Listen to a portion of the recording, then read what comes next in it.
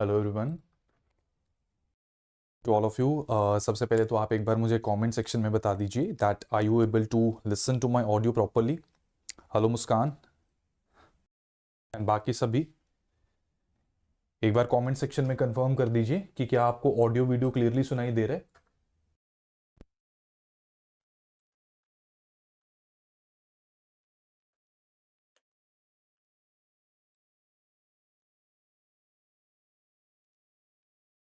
ठीक है, तो आज हमें ना एक ज़रूरी बात करनी है, ठीक है, regarding your prelims preparation particularly, and this particular video is for दो स्टूडेंट्स जो प्रीलिम्स की प्रिपरेशन इस वक्त कर रहे हैं या 2025 के एग्ज़ाम को टारगेट कर रहे हैं। ठीक है, तो इसमें देखो दोस्तों, हमारे साथ ऐसा होता है कि जब हम इतने बड़े एग्ज़ाम की प्रिपरेशन करते हैं तो उसमें ना देर आर सर्टन चैलेंजेस। ठीक है, इन चैलेंजेस को समझकर इन्हें टैकल करना बहुत ज़्यादा ज़रूरी है if we want to crack the exam in the coming year.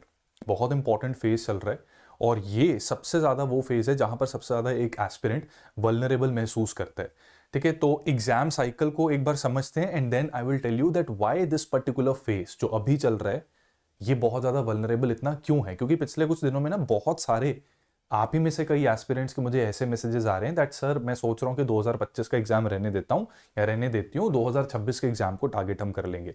ठीक है, तो इसमें क्या होता है कि जनरली जब हम प्रिपरेशन को स्टार्ट करते हैं, आप में से भी कई लोगों ने जनवरी 2024 से ही प्रिपरेशन शुरू कर दी थी।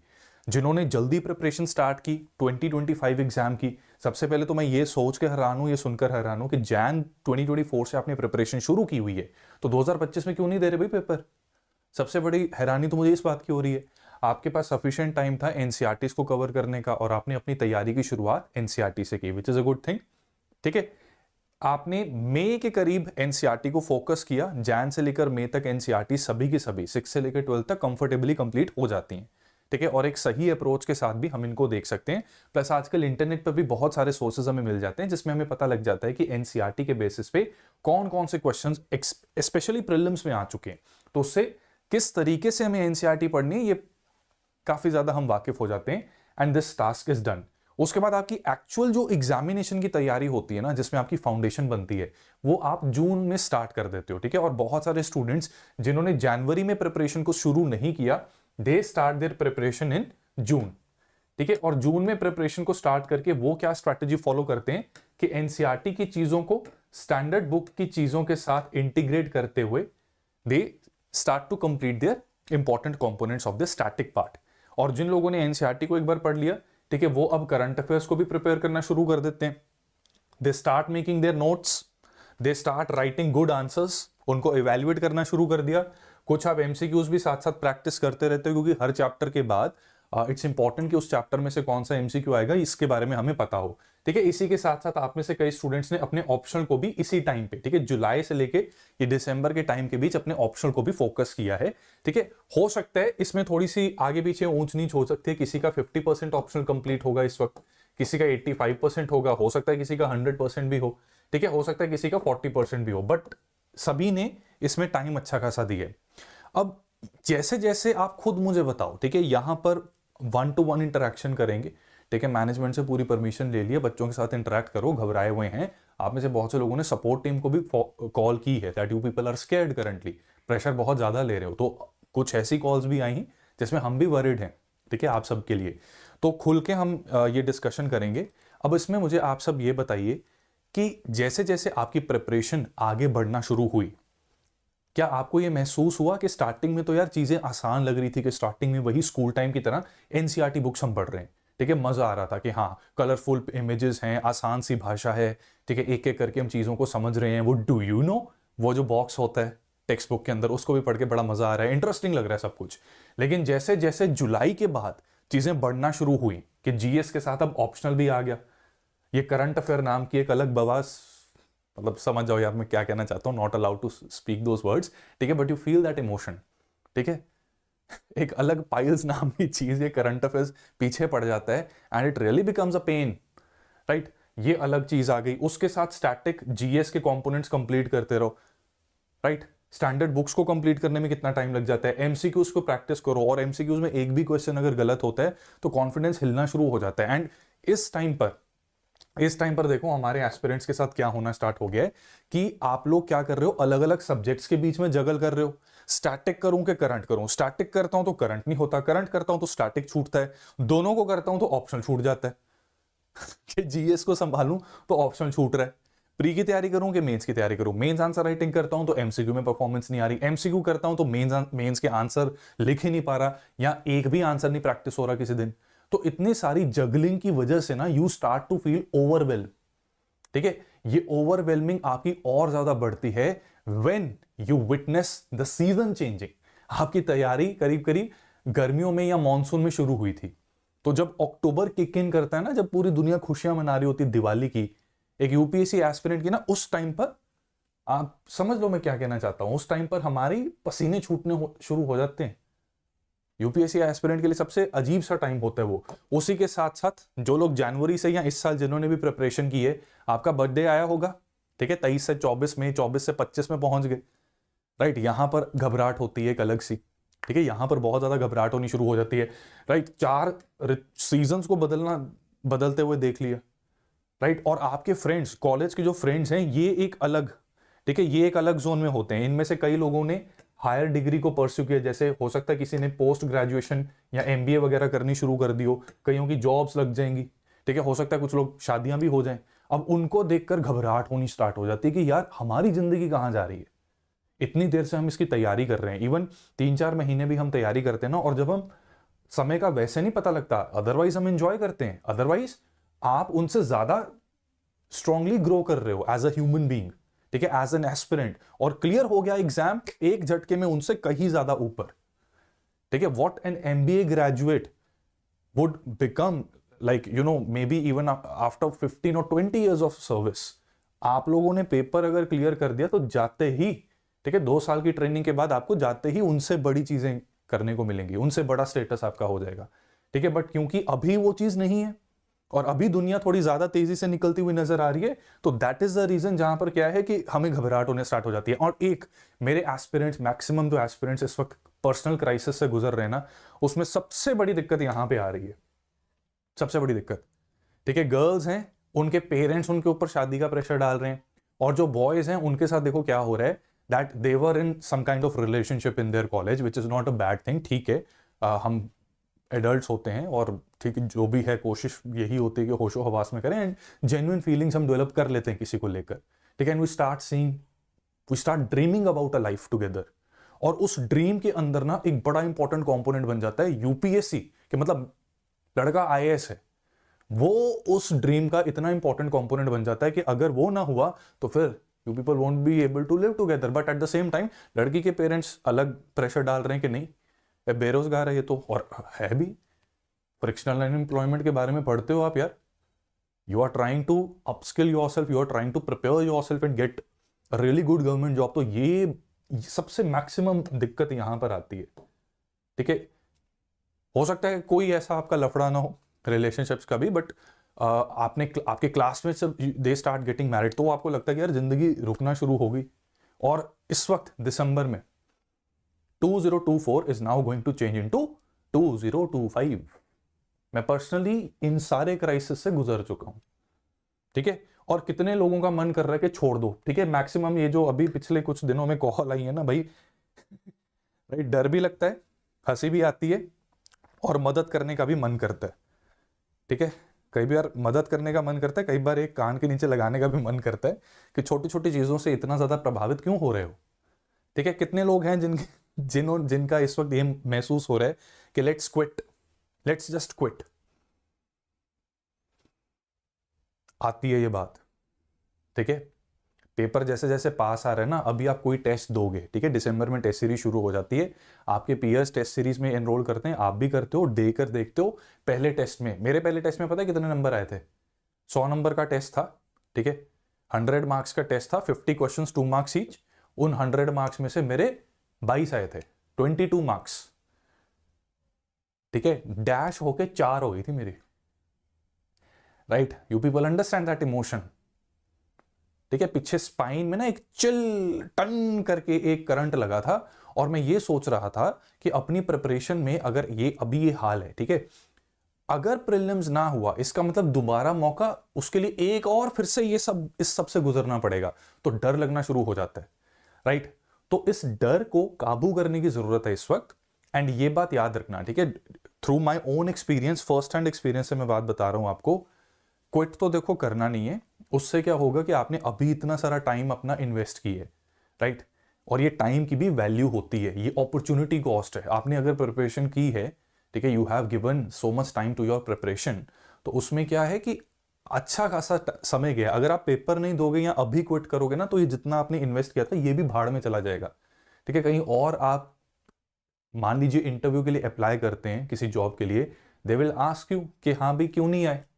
अब स्टडी IQ भी एक प्राइवेट ऑर्गेनाइजेशन है, ठीक है, और भी प्राइवेट ऑर्गेनाइजेशन है जिसमें एग्जाम के बाद I appeared for the interviews, right. तो उसमें वो पूछते हैं कि गैप का क्या समय है, राइट। अब they appreciate this thing, they really appreciate this thing that yes, you gave your best, you appeared, you cleared certain stages, could not make it to the final and now you have decided कि अब मुझे कुछ और करना है, उसको वो appreciate करते हैं। लेकिन अगर आपने अब इस स्टेज पे गए ना और उन्होंने पूछा कि गैप थोड़ा सा लग रहा है, ये किस वजह से, आप कहोगे कि मैंने जी UPSC की तैयारी की थी, वो कहेंगे कि फिर क्या हुआ जी, प्री नहीं दिया मैंने। वहां पर ना उसी समय उनके दिमाग में एक परसेप्शन बन जाती है that you are not a serious person in life. अगर आपने प्रीलिम्स के साथ कमिटमेंट नहीं कर पाए तो हमारी कंपनी के साथ क्या कमिटमेंट करोगे, ठीक है। और ये वाली प्रॉब्लम है ना, ठीक है, गर्ल के पापा होते हैं ना जो ये भी पूछते हैं कि क्या हो गया ऐसा, ठीक है, उसमें भी उनके दिमाग में भी सबकॉन्शियसली ये आता है कि ये अपने पेपर के साथ कमिट नहीं कर पाया, मेरी बेटी का कैसे ध्यान रखेगा, राइट। तो जो भी हो यार, ठीक है, लोग क्या हैं कि जो आपके वाकई आपके साथ रहने वाले लोग हैं वो समझते हैं इन चीज़ों को, right, and they will understand, ठीक है। अब उनके साथ अगर जस्टिस करना चाहते हो और अपने साथ अगर जस्टिस करना चाहते हो तो क्विट तो देखो नहीं करना, राइट। यू डोंट नो कि आपका एग्जाम जो क्लियर होना है उसके लिए आपको 2 अटेम्प्ट लगेंगे, 3 अटेम्प्ट लगेंगे या पहले ही अटेम्प्ट में हो जाएगा, राइट। अगर मान लो 2 अटेम्प्ट लगने हैं तो आप एक अटेम्प्ट मान लीजिए अभी देते हो 2025 का, नहीं होता 2026 का देते हो, वो सेकंड अटेम्प्ट हो गया, 2027 तक आपका रिजल्ट आ जाएगा, ठीक है। 1 साल का तो एग्जाम ही है। लेकिन अगर आप इसको डिले करते हो, 2026 आपका फर्स्ट अटेम्प्ट बनेगा, 2027 आपका सेकंड बनेगा, फिर 28 तक रिजल्ट आएगा। मतलब you are procrastinating the results that the universe wants to give you, उसको आप डिले कर रहे हो अगर मैदान छोड़कर भागे, ठीक है। और ये बात याद रखना, देखो आप में से कई स्टूडेंट्स ऐसे भी हैं, मतलब 3-4 category of students have connected with me in recent few days, ठीक है। एक तो वो हैं जो ये क्राइसिस से गुजर रहे हैं, उनको मैं बताना चाहूंगा कि इस वक्त सिवाय प्रीलिम्स के आपके दिमाग में और कुछ नहीं चलना चाहिए, ठीक है। जो भी हैं उनको हाथ जोड़कर रिक्वेस्ट कर लो, if they are genuinely made for you they will understand, right. If they are not made for you फिर ठीक है यार, अपने अपने रास्ते होते हैं, स्ट्रांग बनो यार। अपने पेरेंट्स के साथ धोखा नहीं आप कर सकते, अपने साथ धोखा नहीं कर सकते, और उस इंसान के साथ भी धोखा नहीं कर सकते। अगर वो आपके ड्रीम का वो हिस्सा नहीं बन सकते, then maybe you people are not meant for each other, सीधी सी बात है, ठीक है। और एक सेकंड कैटेगरी ऑफ लोग हैं जिन्होंने जिंदगी में ना सक्सेस ही देखा है, जिंदगी में सक्सेस ही देखा है।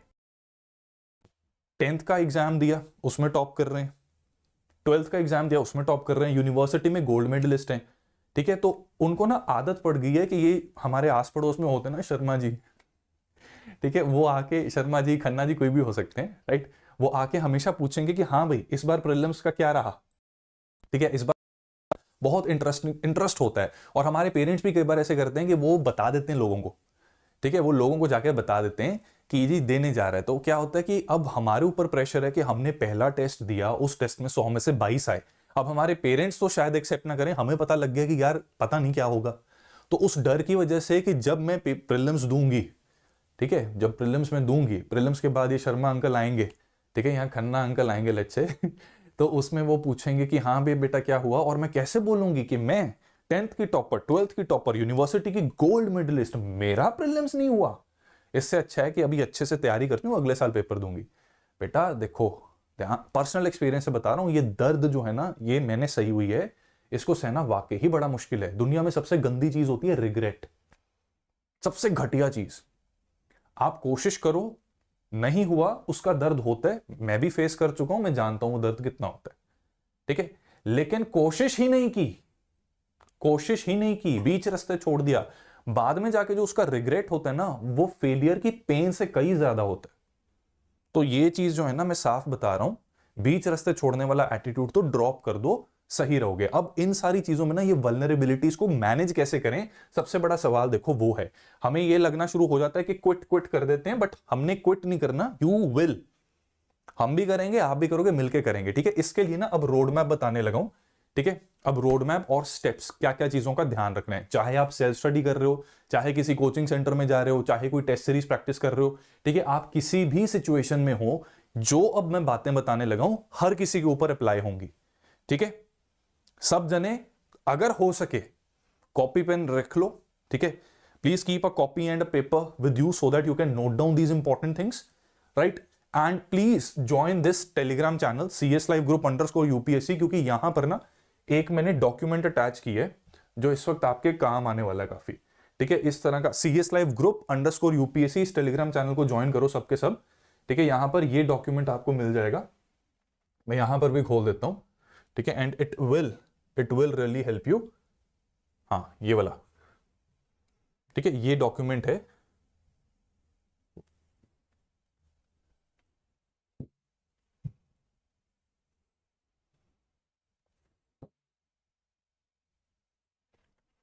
ठीक है, इस तरह से आपको पेजेस और टॉपिक लिस्टिंग कुछ मिल जाएगी, ठीक है। तो इसको एक बार जरा टेलीग्राम चैनल पर ज्वाइन कर लो और इसको डाउनलोड कर लो, ठीक है। And keep it there with you preparation के टाइम पर, यह आपके पास होना चाहिए, ठीक है। सब जने कॉपी पेन लाके रख लो, इसको नोट करके रखना। अब यार ये समस्या है कि इस क्राइसिस से ना बाहर निकलना बड़ा जरूरी है, नहीं तो एक विशियस सर्कल स्टार्ट हो जाएगा and ultimately it is going to eat you up from inside, ठीक है। पूरा अंदर से लेकर बाहर तक हिलाकर रख देगा, तो वो हमने होने नहीं देना, ठीक है। तो उसका बेस्ट तरीका क्या है, कि आप मग्न होकर पढ़ें, राइट। इन वल्नरेबिलिटी से, या यूपीएससी में सबसे बड़ी मोटिवेशन पता क्या है, कोई मुझे बताना चाहेगा यहां पर, what is the biggest motivation in UPSC इस वक्त क्या है। ये सारी चीजें हमें क्या डीमोटिवेट करती हैं, वी नीड मोटिवेशन। अभी मैं 2-4 बातें करूंगा, आधे घंटे 1 घंटे के लिए, या मे बी 2-3 दिन के लिए आपके ऊपर असर रहेगा, उसके बाद वापस वो असर क्या है, खत्म हो जाएगा, उसका कोई फायदा नहीं है। अगर यूपीएससी में हमने आगे बढ़ना है, हमें कंसिस्टेंटली मोटिवेटेड रहना है और हमारी मोटिवेशन सस्टेन्ड होनी चाहिए। तो सस्टेन्ड रहने वाली मोटिवेशन कौन सी होती है, which is the best motivation for UPSC, tell me in the comment section everyone.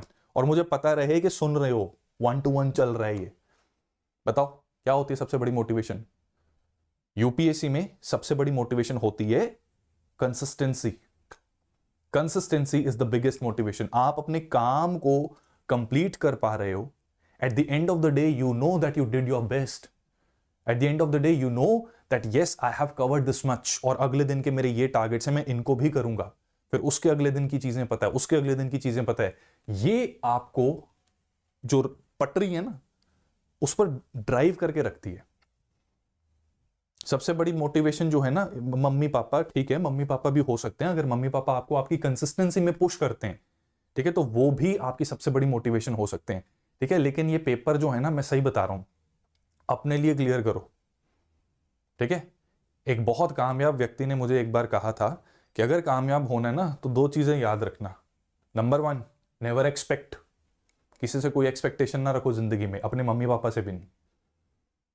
और दूसरा, नेवर कंपेयर, तुम्हारी लड़ाई तुम्हारी अपनी है, ठीक है। तुम्हारी लड़ाई तुम्हारी अपनी है, तुम खुद को किसी और के साथ कंपेयर नहीं कर सकते। तुम्हारी अपनी कहानी है, तुम्हारा अपना वजूद है, तुम्हारी अपनी स्ट्रेंथ, अपनी वीकनेस, अपनी जर्नी बनेगी। तो stop comparing yourself to your father, कि उन्होंने इस एज में क्या किया था, ये क्या किया था, वो क्या किया था, ठीक है। उससे मोटिवेशन लेना चाहते हो, अच्छी बात है, बट डू नॉट कंपेयर, ठीक है। तो ये चीजें समझनी है, राइट। डिसिप्लिन एंड कंसिस्टेंसी, ये सबसे बड़ी मोटिवेशन है, इसको पकड़ के रखना है।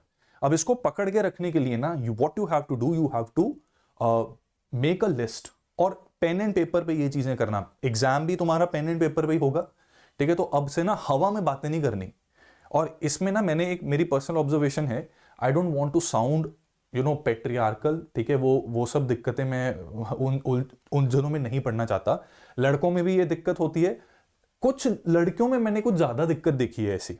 There are certain girls who are very sincere, ठीक है। ये कौन सा, ये जिंदगी गुलजार है, अगर आपने देखा हो, एक ड्रामा सा है पाकिस्तान का, उधर ना एक कशफ नाम का कैरेक्टर थी, अच्छी कैरेक्टर थी बेसिकली, सारा शो ही उसके इर्द गिर्द घूमा था, तो कुछ तो लड़कियां उसकी तरह होती हैं, धुन की पक्की, कोई कुछ हो जाए मैं हिलूंगी नहीं, मैं अपना काम करूंगी पूरी तरह से, ठीक है, और वो क्लियर भी करती हैं पेपर। और देर आर सम गर्ल्स जिनके ना मन में बहुत ज्यादा चाहत होती है कि हाँ हम पेपर क्लियर करेंगे, ठीक है, बट रैंडमली कभी एक चीज उठा ली, कभी दूसरी चीज उठा ली, किसी ने पूछ लिया जी हम सिविल सर्विसेज की तैयारी कर रहे हैं अंकल, ठीक है, वो उससे काम नहीं बनेगा, ठीक है। एंड सेम विद बॉयज, ठीक है, कि uncle I am preparing for civil services, या अरे हीरो बाद में बन लेना, ठीक है, जवाक पहला तैयारी कर ले, वो तो बाद हीरो बनी हो, ठीक है। तो यहां पर हीरो बाद में, प्रैक्टिकल चलना है, प्रैक्टिकल चलने के लिए pen down the things, when we pen down the things हमारा सबकॉन्शियस ये एक्टिवेट होता है, हमारे ब्रेन में एक मैसेज जाता है कि ये टॉपिक है, ये सब्जेक्ट है, इसके ये कंपोनेंट्स हमने करने हैं, ठीक है। तो subject wise topics list down करो, और अगर हो सके प्रीवियस ईयर क्वेश्चन में उनकी क्या क्या वेटेज रही थी ये आपको पता लग जाएगी, ठीक है। अब आपका काम थोड़ा सा आसान करने के लिए जो मैं डॉक्यूमेंट कह रहा हूं ये ऑलरेडी मैंने आपको दे दी है, ठीक है, टेलीग्राम चैनल पर ये आपको मिल जाएगा, राइट। अब किन सोर्सेस से आपको वो चीजें करनी है ये फिक्स कर लो, बहुत इंपॉर्टेंट है, क्योंकि यहां पर अगर आप भटके, ठीक है, यहां पर अगर आप भटके तो डगमगा जाओगे, गिर जाओगे, ठीक है, मुंह के बाहर गिरने की पूरे पूरे संभावना रहती है, राइट। तो सबसे पहले अपनी टॉपिक वाइज लिस्टिंग कर ली, वेटेज आपने देख लिया, सोर्सेस ये फिक्स रख लो, चाहे कुछ हो जाए इनको चेंज नहीं करना। ऐसा हो सकता है आपका फ्रेंड कोई और किताब पढ़े या आपको किसी और चीज के बारे में पता लगे, लेकिन अभी प्रॉपरली देखो, इस डॉक्यूमेंट में मैंने आपको सोर्स भी बता दिए, ठीक है, and those are the standard sources. मेरे एक्सपीरियंस में चाहे 2020 का एग्जाम हो, 21, 22, 23 एंड 24 का एग्जाम हो, ठीक है, रीसेंट एग्जाम के पैटर्न की मैं बात कर रहा हूं, उसमें उन बुक्स को जिसने भी ढंग से पढ़ा है उसको दिक्कत नहीं आई। पेपर डिफिकल्ट होता है, सबके लिए होता है, ठीक है, तो आपको कट ऑफ क्लियर करनी है, वो कट ऑफ 90 भी हो सकती है, 87 भी हो सकती है, 110 भी हो सकती है, ठीक है। तो सोर्सेस हमारे फिक्स हो गए, अगर हमने ढंग से पढ़ाई की कट ऑफ क्लियर हो जाएगी, ठीक है। और ये कोचिंग सेंटर्स की उलझुल चीजों में मत आना, कई बार ऐसे एम्बिशियसली बोल देते हैं या कह लीजिए बोलना पड़ता है, ठीक है, that is also one way of motivating, ठीक है, उसमें कुछ गलत नहीं है, बट पहले ही दिमाग में बनाकर रखना कि 125 आएंगे जी, 145 आएंगे, 200 ही बना लो टारगेट फिर, ठीक है। तो वो चीजों में प्लीज थोड़ा सा ध्यान रखना, राइट, आपको कवरेज पे थोड़ा फोकस करना है, ठीक है। अब सोर्सेस को फिक्स करके डेडिकेट द टाइम जो आपको हर टॉपिक को देना है, ये मैं आपके ऊपर छोड़ता हूं, क्योंकि यहां पर टाइम कितना लगेगा वो कैंडिडेट टू कैंडिडेट वेरी करता है। तो हिस्ट्री है, उसमें एंशिएंट कितनी देर में करोगे, मिडिवल कितनी देर में करोगे, कब करोगे, ठीक है। एंशिएंट मिडिवल को बाद में करना है, ठीक है, कोई बात नहीं, पहले करना है कर लो, ये आपके ऊपर है, ठीक है, ये आपकी स्ट्रेंथ और वीकनेस के ऊपर है। अब जब ये टॉपिक लिस्ट डाउन कर लिया आपने, इसके बाद आपको एक शेड्यूल तैयार करके रखना है। शेड्यूल तैयार करने के लिए इट्स नॉट नेसेसरी कि आप अभी से लेकर 24 मई तक का शेड्यूल बनाकर रखो, that is not possible, neither it is practical. आप एक डायरी बनाओ, उस डायरी में 21 दिनों का शेड्यूल तैयार करो। 21 डेज के शेड्यूल को तैयार करने का मतलब है कि आज से लेकर 21 दिनों तक आपको पता है कि हर दिन मेरे क्या क्या कंपोनेंट्स हैं, मेरे क्या क्या चैप्टर्स हैं जिनको मैंने करना है और कहां से करना है। 21 दिन मैंने क्यों कहा, क्योंकि ये साइंटिफिकली प्रूवन है, साइंटिफिकली रिसर्च हो रखा है कि अगर हम किसी भी चीज को 21 दिनों के लिए प्रैक्टिस करते हैं तो वो हमारी हैबिट बन जाती है, और एक बार कोई चीज अगर हैबिट बन गई, ठीक है, तो उसको आगे सस्टेन हमारी बॉडी खुद ही हमें आगे पुश करती है। तो मैंने आपको क्या बताया कि यूपीएससी में the biggest motivation that you can get is through consistency. तो 21 दिनों के लिए अपने इस टाइम टेबल को फॉलो कर लो, try to make it practical, try to give some spaces कि अगर अनफोर्सीन सर्कमस्टांसेस की वजह से कुछ बीच में आ भी जाए तब भी तुम मैनेज कर लो, ठीक है। तो उससे क्या होगा कि 21 दिनों के बाद तुम खुद ब खुद, तुम्हें नशा चढ़ जाएगा पढ़ने का, और वही नशा चाहिए इस वक्त, पढ़ाई का, ठीक है।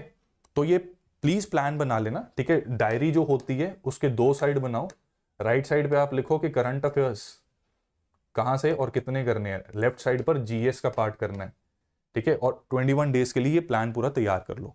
बहुत बड़े बड़े टॉपिक्स मत देना खुद को, बड़े टारगेट्स मत देना, कीप दोस टारगेट्स प्रैक्टिकल, ठीक है। दूसरी चीज, इस वक्त हम सब में टेंडेंसी होती है, और एक स्कूल और कॉलेज के हैंगओवर में ज्यादातर लोग जो पहली बार अटेम्प्ट दे रहे हैं ना, उनको ये लगता है कि अगर हम इलैबोरेट नोट्स बनाएंगे ना तो उसमें ना बड़ा मजा आएगा। इलैबोरेट नोट्स बनाने से क्या है कि बड़ा सही काम हो जाएगा, हमारी प्रिपरेशन बहुत अच्छी हो रही है, right. sometimes you start feeling that the elaboration of your notes is directly proportional to the score that you get in your exam. How many of you people think this? बताओ, how many of you people think कि elaboration of your notes and the amount or volume of your notes is directly proportional to the score that you will get in prelims? ऐसा नहीं है. जिसकी भी ये गलतफहमी है मन में, इसको निकाल दे. ठीक है, इस वक्त नोट्स नहीं भी बनाए जा रहे अगर, तो उसमें मैं आपको सीधा सीधा ये बताता हूं. जैसे आर एस शर्मा मान लो आप पढ़ रहे हो, पहले नहीं पढ़ी, ठीक है, आर एस शर्मा अब आपने पकड़ी. आर एस शर्मा में अंडरलाइन, हाईलाइट, स्क्रिबलिंग, सर्कल, इसके थ्रू भी आप उसको अच्छे से पढ़कर समझ सकते हो. बस चक्कर ये है कि मल्टीपल रीडिंग्स तो देखो करनी ही पड़ेगी. ठीक है, अगर हमने पहले आर एस शर्मा को नहीं पढ़ा या आर एस शर्मा से इंस्पायर होकर कंटेंट नहीं पढ़ा, तो अब हमें पढ़ना अगर पड़ेगा तो उसमें अंडरलाइन, सर्कल, हाईलाइट, इसको हम यूज करेंगे. ठीक है, इलैबोरेट नोट्स के आर एस शर्मा ही हस्तलिखित बना दी हमने खुद ही अपनी हैंडराइटिंग में, कैलीग्राफी चल रही है, वो नहीं करना. ठीक है, वो नहीं करना. और जो लोग ये सोच रहे हैं, please shatter away this myth. Right, आपको सिर्फ उन एरियाज के ऊपर फोकस करना है जिसमें से क्वेश्चन पूछा जा सकता है. ठीक है, और तभी मैंने कहा कि हम वेटेज, प्रीवियस ईयर क्वेश्चन में किसी भी टॉपिक के वेटेज के बेसिस पे उसको समय देंगे, तो इससे प्रीवियस ईयर क्वेश्चन में भी हमें पता लग जाएगा कि कैसे क्वेश्चन पूछ लिए जाते हैं. अब आपका काम थोड़ा आसान करने के लिए मैं पहले ही बता दूं, क्वेश्चंस पूछे जाते हैं जनरल फैक्ट्स के ऊपर, कि जैसे बैटल ऑफ पानीपत हुई. ठीक है, सेकंड बैटल ऑफ पानीपत कब हुई, किसके बीच हुई, ऐसा फैक्ट पूछा जा सकता है. या फिर कोई अगर मिथ है, उस मिथ को तोड़ने के लिए भी एमसीक्यू बन जाता है, कि जैसे लगता है कि हाँ ये तो कॉन्स्टिट्यूशनल बॉडी ही होगी, but actually it's a statutory body, या फिर neither constitutional neither statutory body. ठीक है, तो उस तरह के क्वेश्चन आ सकते हैं. तो आपकी फैक्चुअल रिकॉलिंग एबिलिटी को टेस्ट करने के लिए आएगा सवाल, आपकी मिथ को बर्स्ट करने के लिए सवाल आएगा. ठीक है, एंड आपकी कई बार डेप्थ को चेक करने के लिए सवाल बन सकता है. तो कोई भी ऐसी चीज जहां पर फैक्ट्स नजर आ रहे हैं, कोई भी ऐसी चीज जो आपको लगता था कि ओ भाई मैं तो ये सोचता था, ये तो कुछ और निकला, तो उन चीजों को आप चाहो तो A4 शीट में ना बुलेट पॉइंट्स में लिख सकते हो. इतना ही करना है. ठीक है, इतना ही करना है, ताकि पेपर में जाने से पहले ऑब्वियसली किताब देखो, किताब बार बार पढ़ सकते हो, बट पेपर के जैसे कोई भी अगर टेस्ट सीरीज भी देते हो ना, उस टेस्ट सीरीज से पहले भी अगर 1-2 घंटे का आपके पास समय है, उसमें वो बुलेट पॉइंट्स को रिवाइज करके जाओगे, ताकि, और हमारा ब्रेन जो है ना, एक और चीज मैं बताता हूं. ठीक है, अब ब्रेन की एक और चीज बताता हूं कि आपने मुझे मेरा स्वरूप देखा, ये ठीक है, मेरा ये स्वरूप देखा. अब मान लो कि कल को मैं यहां पर ना आया, मेरा सिर्फ ये जो वेस्ट कोट सा मैंने पहना हुआ है जिसके बीच में पर्पल कलर का पॉकेट स्क्वायर लगा हुआ है, ठीक है, ये हैंगर पे इधर आ गया, राइट, और ये लाल से रंग की स्लाइड्स नजर आ रही हैं, जो कि कहीं ना कहीं आपको भी पता है कि मेरा यही एक फैशन है. या फिर अगर आपको येलो और रेड कलर्स कहीं पर नजर आते हैं, आपको मन में आता है ना कि ये शायद मैकडोनल्ड कहीं पास आने वाला है. ठीक है, तो मेरा ये वेस्ट कोट दिखेगा, आपको लगेगा हाँ इन्हीं की क्लास होगी, वेस्ट कोट टांग के रख दिया इन्होंने, बस अभी आएंगे, आते ही होंगे. ठीक है, उसी तरह से हमारा ब्रेन भी ऐसे ही काम करता है. मतलब यहाँ पर जो चीज है वो पेपर में भी काम आती है कि जब हम रिवीजन करते वक्त इंपॉर्टेंट बुलेट पॉइंट्स को रिवाइज करते हैं विदाउट यू इवन रियलाइजिंग, आपके पूरे माइंड के अंदर ना वो सारी चीजें उस पूरे के पूरे चैप्टर की रिकॉलिंग हो जाती है. ठीक है, सो डू नॉट थिंक कि जो चीज के आप नोट्स नहीं बना रहे वो चीज आप भूल जाओगे. अरे बेवकूफ थोड़ी ना हो तुम लोग, नहीं हो, नहीं हो. ठीक है, अगर कोई कहता भी है ना तो नहीं माननी उसकी बात. You people are smart people, we all are smart people, we are intelligent, we will clear this exam. ठीक है, तो ये चीज का ध्यान रखना, इलैबोरेट नोट्स नहीं बनाने, सिर्फ वो चीजें जो पूछी जा सकती हैं और जिस पर ट्विस्ट आ सकते हैं. दूसरी चीज, अब जब पढ़ाई का शेड्यूल बनाओगे उसमें आपका 9:30 to 11:30 का टाइम पूरा बिजी होना चाहिए, जहां पे हार्डकोर प्रिपरेशन आपको करनी है, राइट. और सीसैट की अगर तैयारी करनी है, सीसैट में भी बच्चे लुढ़कते हैं, इसको अगर ठीक करना है तो कोशिश ये रहनी चाहिए कि 2:30 बजे से 4:30 बजे सीसैट करो. कोशिश करो कि तुम्हें नींद आए, जब नींद आए, बहुत ज्यादा नींद आए ना, तब सीसैट उठा के बैठो, करो सॉल्व क्वेश्चंस. आदत डालो अपने माइंड को, अपनी बॉडी को, कि आलस आ भी रहे तो उस आलस को फाइट करके हम सीसैट की तैयारी करेंगे. ठीक है, करंट अफेयर्स को लेकर दिक्कत आती है. करंट अफेयर्स को करने के 2 अप्रोच होते हैं. एक अप्रोच है कि जब तुम स्टैटिक कर रहे हो, उस स्टैटिक से रिलेटेड कोई भी करंट अफेयर अगर न्यूज में था उसको आपने कर लिया कवर. ठीक है, एक अप्रोच ये है, अच्छी अप्रोच है, कर सकते हो, इससे अच्छे खासे करंट अफेयर्स कंप्लीट हो जाते हैं. और क्वेश्चंस हाइब्रिड आते हैं आजकल, कि इलेक्शन कमीशन के ऊपर क्वेश्चन आया, राइट, तो उसी में हाइब्रिड हुई चीज डाल दी कि करंट रिलेटेड कुछ था वो भी पूछ लिया और स्टैटिक कोर स्टैटिक कॉन्सेप्ट भी पूछ लिया. ठीक है, तो उससे क्वेश्चन सॉल्व हो जाएंगे.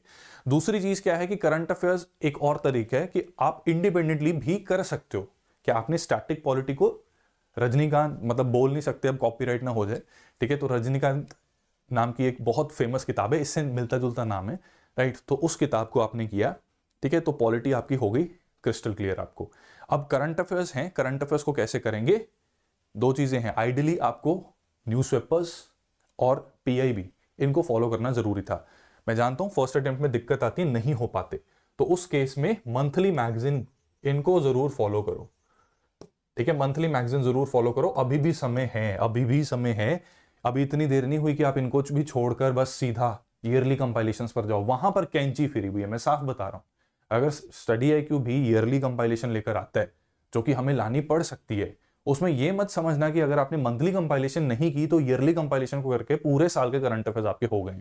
नो, वो सिर्फ लास्ट रिजॉर्ट होता है उन बच्चों के लिए कि कुछ ना करने से अच्छा है कि कुछ तो करके जाओ। क्वेश्चन उसमें से भी हिट हो जाते हैं, लेकिन मंथली कंपाइलेशन करने से 40 क्वेश्चन करंट अफेयर्स के आए और उनमें से 32 हिट हो गए, तो ईयरली कंपाइलेशन करके जाओगे तो 40 में से शायद सिर्फ 18 या 15 हो पाए। ये बात प्लीज समझ लेना, ठीक है, तो अभी समय है, मंथली कंपाइलेशन तुम्हारी सबसे इंपॉर्टेंट साथी है करंट अफेयर्स की प्रिपरेशन में, ठीक है। कोशिश करो जनवरी 2024 से लेकर शुरू हो जाओ, इनके भी टॉपिक्स दिए होते हैं, पॉलिटी, एनवायरमेंट, इंटरनेशनल रिलेशंस, ठीक है, और क्या होता है, सोशल इश्यूज होता है, ठीक है, साइंस एंड टेक्नोलॉजी होता है, तो उन सबको पढ़ना शुरू कर दो। एंड अगेन यहां पर भी बहुत इलैबोरेट नोट्स बनाने की जरूरत नहीं है, सबको लगता है मोस्ट कॉमन आंसर, ठीक है, मोस्ट कॉमन आंसर क्या है कि भाई कॉमन क्वेश्चन बेसिकली कि नोट्स कैसे बनाएं, करंट अफेयर के नोट्स कैसे बनाएं, जरूरत ही नहीं है। मंथली मैगजीन ऑलरेडी नोट्स की फॉर्म में आती है। अच्छी मंथली मैगजीन में क्या होता है, प्रीलिम्स से जुड़ी हुई इंपॉर्टेंट इंफॉर्मेशन स्टार्टिंग में दे दी जाती है और उसके बाद मेंस का एनालिसिस होता है। तो प्रीलिम्स के लिए अब तुम क्या करोगे, जो रिमेनिंग नीचे का पार्ट मेंस वाला है उसको इग्नोर कर सकते हो और प्रीलिम्स के फैक्चुअल इंफॉर्मेशन के ऊपर फोकस कर सकते हो, ठीक है। और प्रीलिम्स से वही 3 चीजें, फैक्चुअल, ठीक है, कंसेप्चुअल एंड मिथ बस्टर्स, इन 3 चीजों पर फोकस करना है। अगर नोट्स बनाने ही हैं, अगेन जैसे मैंने स्टैंडर्ड बुक की एग्जांपल देकर बताया, यहां पर भी वही चीज करोगे। अब एक सवाल सबके मन में आता है, कितने लोगों के मन में आता है कि मॉक टेस्ट देने पड़ते हैं भाई, और मॉक टेस्ट कितने देने चाहिए, ये भी क्वेश्चन आया। तो इसमें आपको आइडियली देखो, अगर 25 मॉक टेस्ट भी दे रहे हो ना, ये भी ज्यादा है, इतने से भी काम हो जाएगा आपका, प्रीलिम्स निकल जाएगा, ठीक है। लेकिन और प्रैक्टिस करना चाहते हो तो कर सकते हो, और आपको मॉक टेस्ट देते समय अप्रोच के ऊपर फोकस करने की जरूरत होती है, right, rather than number of mock test, approach के ऊपर फोकस करने की जरूरत होती है, ठीक है। अप्रोच का मतलब क्या है कि क्वेश्चन आया, क्वेश्चन में 3 स्टेटमेंट्स थी, ठीक है, 2 का मेरे को पूरा पता है कि ये ट्रू है, 1 का पूरा पता है ये ट्रू है, इसके बारे में मैं कंफ्यूज हूं, ठीक है। अगर ये ट्रू है तो ऑल 3 करेक्ट हो जाएगा, अगर ये फॉल्स है तो 2 करेक्ट हो जाएगा, ठीक है। तो अब 50% प्रोबेबिलिटी है कि मेरा आंसर सही होगा। मैंने गैस लगाया, मैंने कहा कि यार नहीं, इसमें कुछ तो झोल होगा, ठीक है, मैं 2 करेक्ट मार्क करूंगा। मैंने चेक किया पेपर देने के बाद, उसमें 2 ही आंसर निकला। अब मैं देखूंगा कि मुझे लग रहा था कि इसमें इस पर्टिकुलर चीज की वजह से ये गलत होनी चाहिए, तो क्या वही चीज थी जिसकी वजह से जो मैंने सोचा वो सही निकला। अगर वो सही निकला, कॉन्ग्रेचुलेशंस, आपका माइंडसेट बनना शुरू हो गया है स्मार्ट गेस करने का, और अल्टीमेटली प्रीलिम्स में स्मार्ट गेस आपकी नैया पार लगाएंगे, ठीक है। अगर मान लो ये गलत हो गया, अगर ये गलत हो गया, ठीक है, आपने 2 करेक्ट किया लेकिन ऑल 3 करेक्ट था, राइट, तो इसमें अब आप देखोगे कि मेरे से कहां गलती हुई, कि मुझे किस तरीके से सोचना चाहिए था, ठीक है। और अगर मेरे फैक्ट्स में कमी थी तो सोल्यूशन पढ़ के फैक्ट्स को इंप्रूव कर लो। ऐसा करने से by the time you give your prelims exam, अभी भले ही 100 में से 22 आए, लेकिन प्रीलिम्स आते आते I can vouch for this thing कि तुम्हारी कट ऑफ क्लियर हो जाएगी।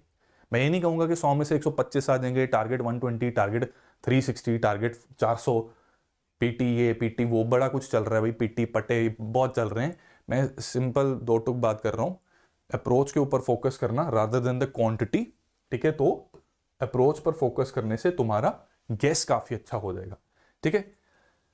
करंट अफेयर्स के बारे में मैं बता चुका हूं, राइट।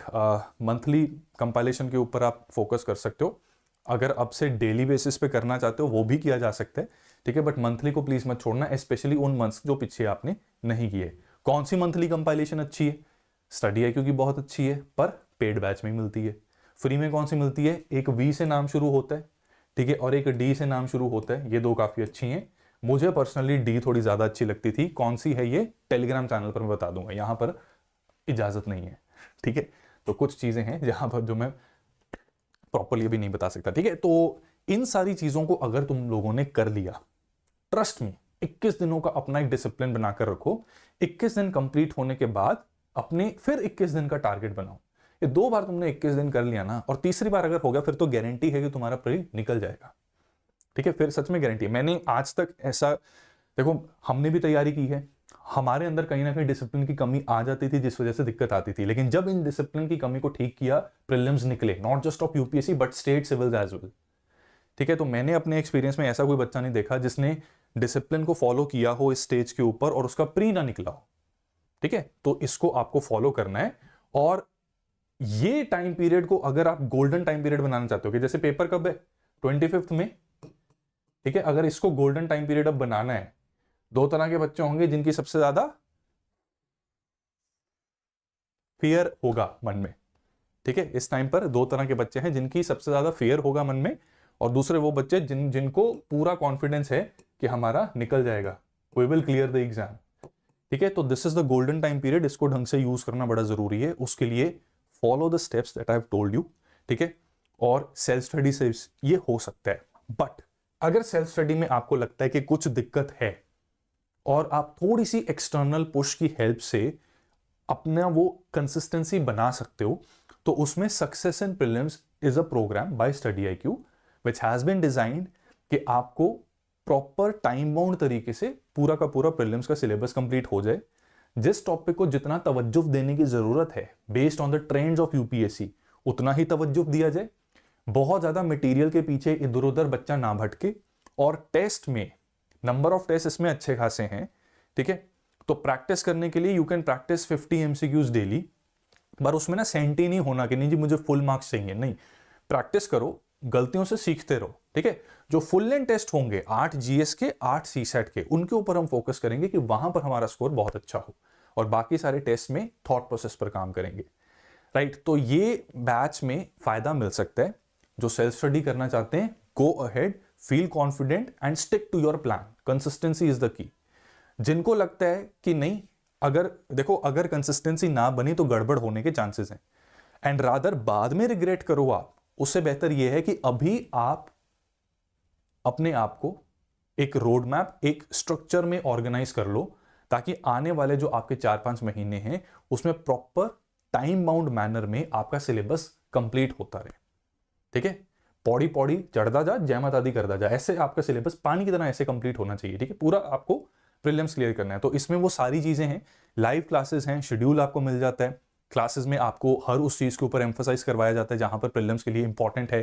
ट्रिक्स बता दी जाती हैं। कई बार सेल्फ स्टडी में हम we are unable to memorise certain difficult things, तो वो कैसे याद की जा सकती है या याद करनी है भी कि नहीं, ठीक है। मेरी सबसे बड़ी दिक्कत during my first attempt was कि मुझे समझ नहीं आता था कि ये तो निकम्मी चीज़ है, बिल्कुल ध्यान देने वाली चीज़ ही नहीं है, पर फिर भी मैं लगा रहता था कि यार अरे यार नहीं आ गया है नोट्स में तो ये तो करना ही पड़ेगा, ठीक है। तो उन चीज़ों से ज़रा बचने की ज़रूरत है, राइट। अब इसमें ऐसा है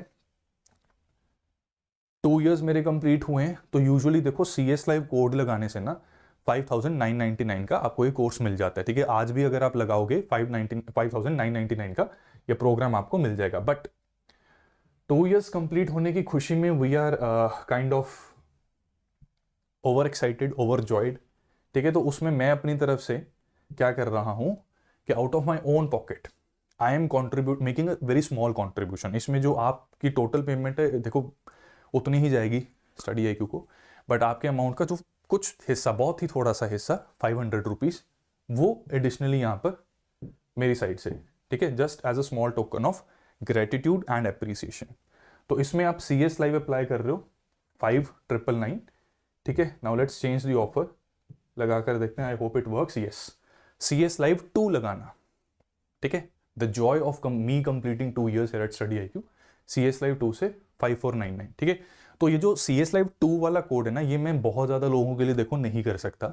आई can only bear this cost for 50 students, ठीक है, जिसमें से ऑलरेडी काफ़ी स्टूडेंट्स ने ये कर लिया है, ठीक है। आई थिंक नाउ शायद 10 या 12 सीट्स और रह चुकी हैं, तो जो स्टूडेंट्स को लगता है कि इसमें एनरोल होने का समय आ चुका है और मुझे अपनी तैयारी को आगे बढ़ाना है, तो वो इसका फ़ायदा ले सकते हैं। एंड बाकी जो आपको टेलीग्राम पर ये डॉक्यूमेंट मैंने शेयर किया है, पूरी टॉपिक लिस्टिंग, ठीक है, और उसके साथ सोर्सेज भी आपको बता रखे हैं, ठीक है, सोर्सेज भी आपको पता सारे लग जाएंगे, ठीक है, तो इनको आप स्टडी कर सकते हो प्रॉपरली, राइट। किसी भी तरह का किसी का कोई सवाल है तो please go ahead and ask, ठीक है, यहाँ पर आप ही के लिए डिस्कशन है ये, ठीक है, कुछ पूछना चाहते हो तो please go ahead and ask. I try my best कि मैं आपके किसी भी तरह के कंसर्न्स को एड्रेस कर सकूं, ठीक है।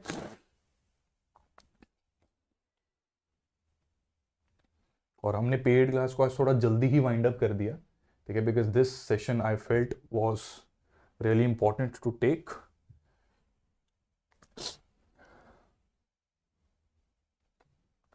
बताइए किसी का कोई किसी भी तरह का सवाल, ठीक है, हमने काफ़ी इलेबोरेट डिस्कशन की, काफ़ी आपको प्लान पता लग गया। अब आपके सवालों की बारी, किसी ने कुछ पूछना है टेस्ट सीरीज को लेकर कि कौन सी करें, करनी भी चाहिए कि नहीं। अच्छा, टेस्ट सीरीज के बारे में मैं ही खुद से एक बात बता देता हूँ, ठीक है, कि बहुत से बच्चों को ना टेस्ट सीरीज को लेकर एक अप्रोच बड़ी गलत लगती है, ठीक है। टेस्ट सीरीज की अप्रोच, उन्हें लगता है क्वेश्चन, ठीक है, question will come from test, ठीक है, उनको लगता है टेस्ट सीरीज हम इसलिए ज्वाइन करते हैं क्योंकि क्वेश्चन टेस्ट में से पूछा जाएगा। ऐसा नहीं होता, ठीक है, क्वेश्चन डायरेक्टली कभी टेस्ट में से नहीं आएगा, उसके इर्द गिर्द आ सकता है। उस क्वेश्चन को करके, उसकी डिस्कशन को पढ़ के हो सकता है आप यूपीएससी का भी क्वेश्चन सॉल्व कर दो, बट दिस इज नॉट अ हल्का एग्जाम लाइक योर स्कूल और कॉलेज, ठीक है, मैं ये डिमीन नहीं कर रहा, बट हमें पता है कि वो एग्जाम थोड़े से ईजी होते हैं, लेकिन यहां पर ट्रिकी होगा सब कुछ, ठीक है। तो you don't give test in the hope कि जो टेस्ट में क्वेश्चन आया था वही क्वेश्चन आगे आ जाएगा, मेरा हो जाएगा, मैं बच गया, ठीक है, ऐसा नहीं है, ठीक है, ऐसा नहीं है, राइट। टेस्ट की अप्रोच ये है कि आपको ये पता रहे कि सोचना कैसे है क्वेश्चन को देखने के बाद, ठीक है। आजकल एक और चीज होनी स्टार्ट हो गई है कि स्टेटमेंट्स, ये बड़े जालिम लोग यूपीएससी वाले, इन्होंने स्टेटमेंट्स 4 करनी शुरू कर दिए, कुछ केसेस में 5 भी आ रही हैं। 5 स्टेटमेंट्स को आप जब पढ़ेंगे, आपको क्या लगता है ये ऐसे ही पढ़ लिया जाएगा? टाइम लगता है यार। पहले किसी जमाने में यूपीएससी के प्रीलिम्स में ना स्ट्रेट फॉरवर्ड क्वेश्चंस आते थे, तो उनके 5 क्वेश्चंस के बराबर अब एक क्वेश्चन आ रहा है, ठीक है। तो टाइम कैसे मैनेज करना है, how to think, how to mark your OMR sheet, ये सारी चीजें टेस्ट सीरीज से पता लग जाती हैं, ठीक है। और अगर ऑनलाइन टेस्ट भी देते हो, ये मत समझना कि उसमें ओएमआर वगैरह का पता नहीं लगेगा।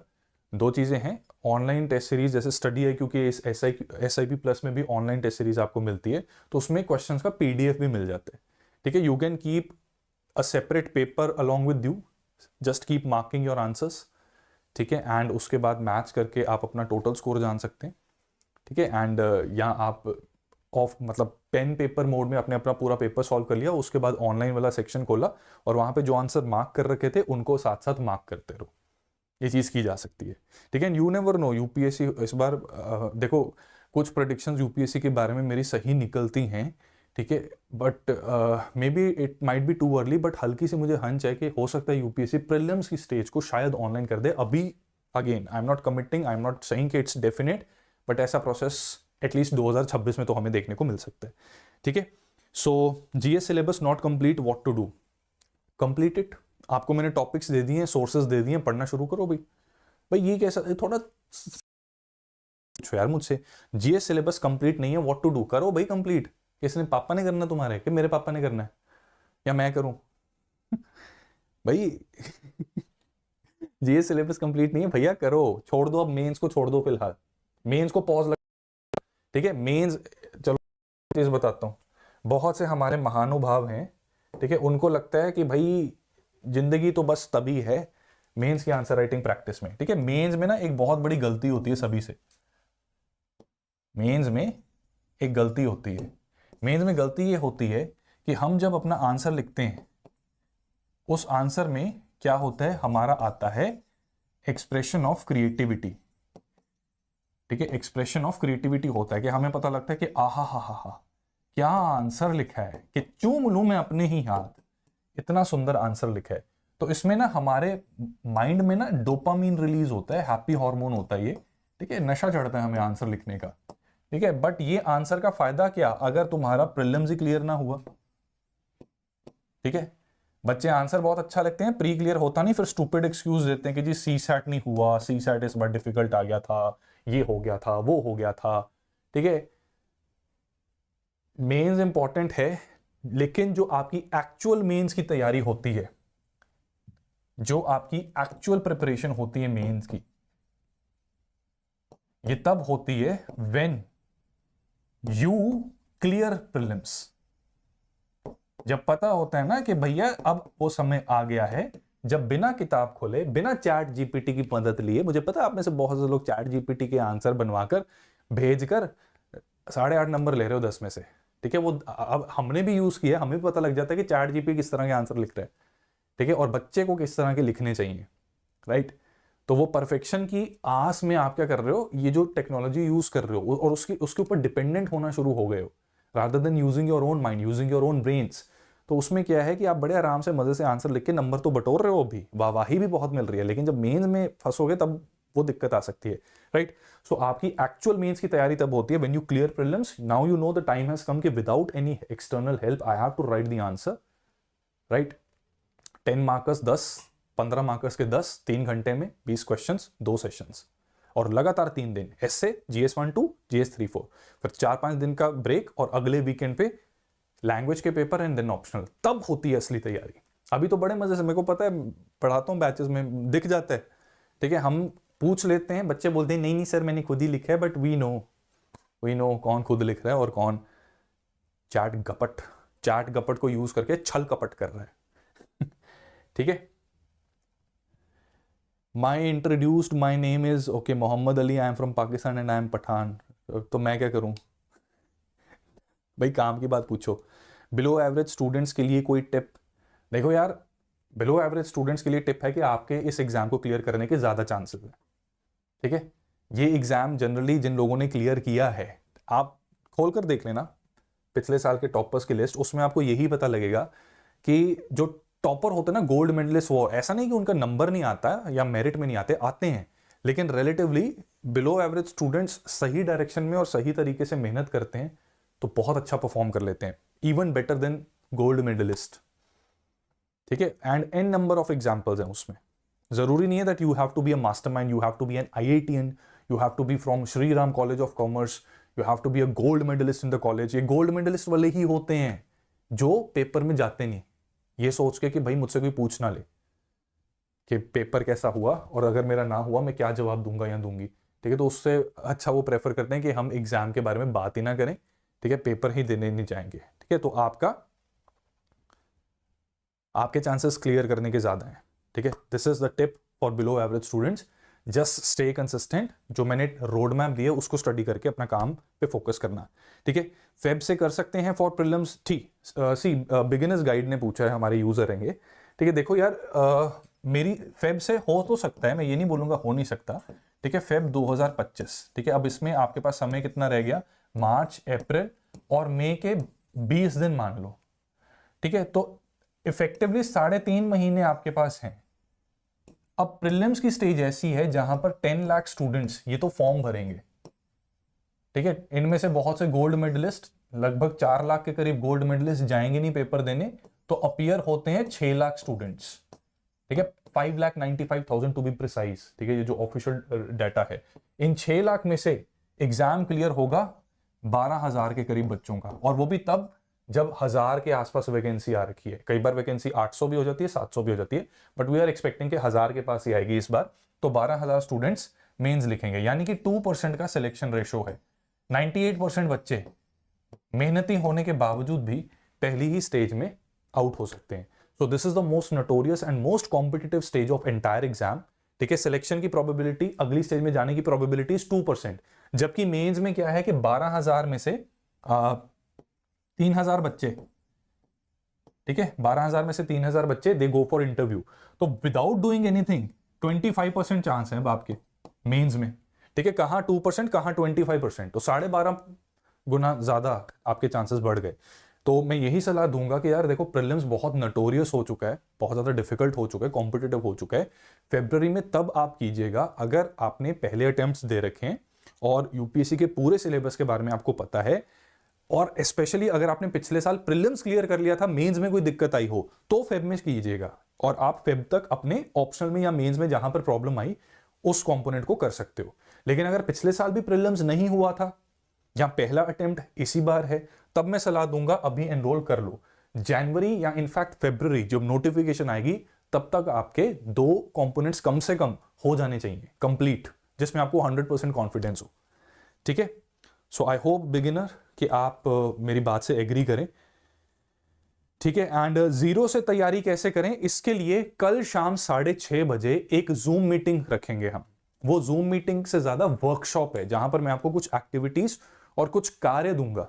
ठीक है, जरूरत पड़ने पर उसके अगली क्लास भी होगी। ठीक है, तो वो कार्य आपको करने हैं, उसमें एक तो मुझे पता लग जाएगा कि आप में नैक है या नहीं। बहुत से लोगों को ये डाउट आता है कि मैं कर भी सकता हूं कि नहीं, तो पहली चीज तो आपको पता लग जाएगा। अगर देखो, study IQ is not here to sell dreams. अगर हमें ऐसा फील हुआ कि भाई मुश्किल है, ठीक है, तो हम साफ साफ बोलेंगे कि आपकी किस्मत ने आपके लिए कुछ और डिसाइड कर रखा है जो कि शायद यूपीएससी से भी बेहतर हो।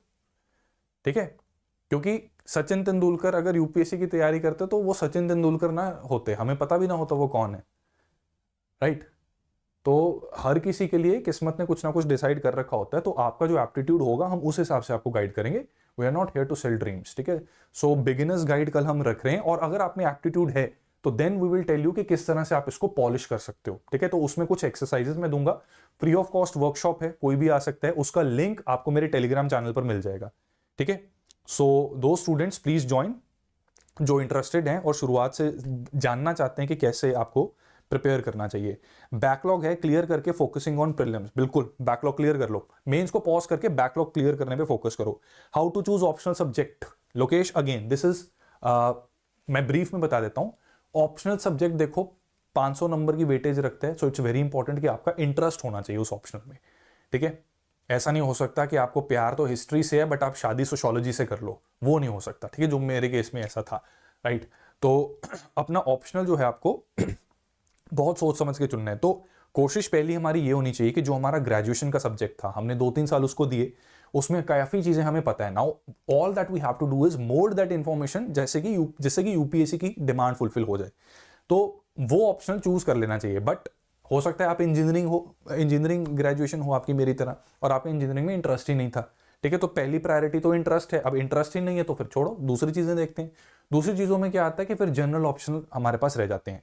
नाउ मूर्खों वाली बात होती है कि सर बेस्ट ऑप्शनल बता दो, स्कोरिंग ऑप्शनल कौन सा है, सर बेस्ट पॉसिबल ऑप्शनल बता दो सर। ठीक है, कि बस जादू की छड़ी घुमाऊं मैं और वो मेरी सिलेक्शन हो जाए। ठीक है, ये गधों जैसी बातें हमने नहीं करनी। साफ साफ बात है कि बच्चा क्लियर करता है ऑप्शनल, उससे ऑप्शनल फेमस हो जाता है rather than the other way round. ठीक है, तो आपका interest is number 1। Second, graduation से रिलेटेड हो तो बेहतर है। नहीं अगर कर सकते हैं, कंप्यूटर साइंस है या कोई और रीजन है, तो फिर ह्यूमैनिटीज वाले सब्जेक्ट्स को देख लो। क्यों? क्योंकि इनका ना जीएस के साथ ओवरलैप होता है। इनकी पढ़ाई करने से जीएस भी कहीं ना कहीं हमारा थोड़ा पॉलिश हो जाता है। ठीक है, मैं ये नहीं कह रहा कि जीएस की प्रिपरेशन करने के लिए ऑप्शन ऐसा ले लो, लेकिन कहीं ना कहीं थोड़ी हमारी जीएस पॉलिश हो जाती है। तो उसमें आपके पास ऑप्शन बचती है PSIR, sociology, history, public administration, anthropology. ये टॉप ऑप्शनल्स हैं जो काफी ज्यादा लोग प्रेफर करते हैं। और टॉप ऑप्शन में इसलिए इनको कह रहा हूं, नॉट बिकॉज कि इनको लेने से आपका 100% एग्जाम क्लियर हो जाएगा, ऐसा नहीं है। इनको लेने से क्या होगा कि इजी गाइडेंस मिल जाती है, मटेरियल बहुत इजीली मिल जाता है। ठीक है, और इनको प्रिपेयर करने के लिए जो सोर्सेज हैं वो बहुत इजीली मिल जाएंगे। अब मेरे पास बहुत से ऐसे स्टूडेंट्स हैं जिनका पंजाबी लिटरेचर ऑप्शनल है। अब उनको मैं भी गाइड नहीं कर सकता, चाहकर भी गाइड नहीं कर सकता, और उनको गाइडेंस देने के लिए मुझे ढूंढना पड़ता है अपना कोई फ्रेंड जिसने पंजाबी लिटरेचर अपना ऑप्शन लिया था, तो वो बता सके उनको कि कैसे प्रिपेयर किया जाए। सिमिलरली किसी का मराठी लिटरेचर है, उसमें मुझे बिल्कुल आइडिया नहीं है। ठीक है, तो कुछ ऑप्शनल होते हैं जिसमें नहीं होती उतनी ज्यादा इजीली अवेलेबल नहीं होता मटेरियल। ठीक है, सो अगर आपका, लेकिन वही बात कि अगर इंजीनियरिंग में आप सॉलिड हैं, गो फॉर इंजीनियरिंग। ठीक है, और अपने कॉलेज या यूनिवर्सिटी की ऑब्वियसली अच्छा इंजीनियरिंग था आपका, तो अपने प्रोफेसर्स की भी गुड बुक्स में आप रहेंगे, तो उनके साथ डिस्कस करके you can prepare for UPSC. Previous year question जरूर देखिए। ठीक है, तो ये चीज है। I have completed 50% optional. I am now confident that I'll clear prelims, sir, but not prepared much for mains. Not sure will be able to cover main syllabus after clearing prelims. देखो, अगर तुम्हारा prelims clear नहीं हुआ, ठीक है, अगर तुम्हारा prelims clear नहीं हुआ तो जो तुमने अभी मेंस का सिलेबस कंप्लीट कर दिया है उसका कोई फायदा नहीं होगा, ठीक है, उसका कोई फायदा ही नहीं है, राइट। और अगर प्रीलिम्स क्लियर कर लिया, ये आज आपको लग रहा है कि मेरा मेंस का सिलेबस कैसे कंप्लीट हो सकता है, अबे प्री और मेंस बिल्कुल ऐसे पोल्स अपार्ट नहीं है। बहुत सी चीजें, मेंस पता है क्या है, प्रीलिम्स में थोड़ा सा दिमाग और डेप्थ को जोड़ दोगे, डेप्थ का मतलब the way to mould an answer, उसको जोड़ दोगे प्लस ऑप्शनल, वो मेंस की तैयारी है और वो हो सकती है, वो पॉसिबल है। ऊल जलूल के काम अगर छोड़ देंगे वो पॉसिबल है। और जब हमारा प्रीलिम्स क्लियर होता है तो जो कॉन्फिडेंस हमारे अंदर आता है, जो अंदर से मोटिवेशन हमें मिलती है, वो पुश देती है हमें, हम अपनी ही लिमिट्स को, अपनी ही लिमिटेशंस को एक्सीड करके अपनी आउटपुट निकालते हैं, ठीक है। सो मेंस का जो सबसे इंपॉर्टेंट इंग्रेडिएंट है ना मेंस की, आप कह रहे हो ना 50% ऑप्शनल, मैं आपको सही बताऊं, अगर आपने ऑप्शनल में 50% भी कर लिया ना, trust me, the moment you clear prelims exam your 90% mains exam is done. 90% mains तैयार है उस कॉन्फिडेंस की वजह से। रिमेनिंग 10% उन 3 महीनों में किया जा सकता है, ठीक है। तो अपना स्कोर इतना अच्छा लाओ कि वो जो बाकी बच्चे 10 दिन कट ऑफ को सोचने में वेस्ट करेंगे, आपके साथ वो सिचुएशन ना हो, ठीक है। आजकल तो जल्दी निकालना शुरू कर दिया रिजल्ट ने। मेंस पे फोकस करें या प्रीलिम्स पे? प्रीलिम्स पे। 2025 आने वाला है, प्रीलिम्स पे, ठीक है।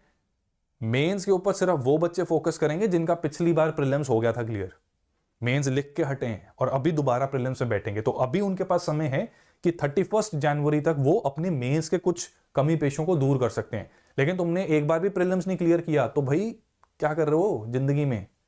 लोग शादियां कर रहे हैं, पता नहीं क्या क्या कर रहे हैं, तो तुम क्या बस प्रीलिम्स तुम्हारी जिंदगी का इकलौता मुद्दा रह गया? तो प्रीलिम्स पे फोकस करोगे, ठीक है। तो बाकी यार जिन्होंने अभी ज्वाइन किया है, मैं उनको सजेस्ट करूंगा शुरू से ये वीडियो देख लेना, बहुत ज़्यादा ज़रूरी है, right. And my best wishes to you. And जल्दी से जल्दी जिन्होंने भी मतलब एनरोल करना है, देखो CS लाइव तो है ही है, ठीक है, आप 2 भी यूज कर सकते हो, इट्स अप टू यू, ठीक है। So that's all from my side, wish you all